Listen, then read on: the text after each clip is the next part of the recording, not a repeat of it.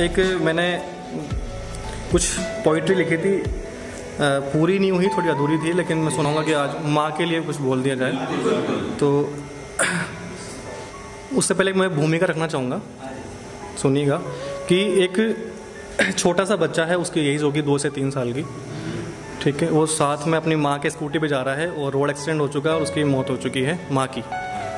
तो पूरी भीड़ जा रही है, लाश को देख रही है, लेकिन कोई वहाँ पे नहीं आ रहा उठाने के लिए। तो उस भूमिका को समझते हुए, उस सिचुएशन को समझते हुए आप गौर करिएगा कि रोते रोते भूख से जगाता है वो अपनी माँ को, रोते रोते भूख से जगाता है वो अपनी माँ को। अब उसे ये कहाँ पता है कि उजड़ चुकी है दुनिया उसकी, कि उजड़ चुकी है दुनिया उसकी, इस दुनिया में उसकी माँ अब जिंदा कहाँ है। लास्ट इसके बाद सुनिएगा कि मारता रहता है वो लाश को अपनी माँ की, मारता रहता है लाश को अपनी माँ की, और चिल्ला चिल्ला के कहता है कि उठ जा तू जल्दी से अब, कि उठ जा तू जल्दी से अब। माँ की खामोशी को कहाँ समझता है कि उठ जा जल्दी से तू अब, माँ की खामोशी को वो कहाँ समझता है।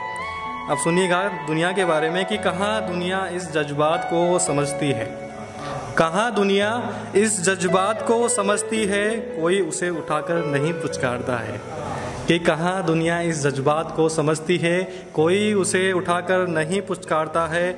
चलती रहती है दुनिया देखकर माँ की लाश को उसकी, चलती रहती है दुनिया देखकर माँ की लाश को उसकी। अब कोई क्यों वहाँ ठहरता है, अब कोई क्यों वहाँ ठहरता है। दर्द नहीं होता देखकर बिलखते मासूम को किसे, दर्द नहीं होता देखकर बिलखते मासूम को किसे। पता नहीं लोगों का ये प्यार कहाँ उजड़ता है, कि दर्द नहीं होता देखकर मासूम को किसे।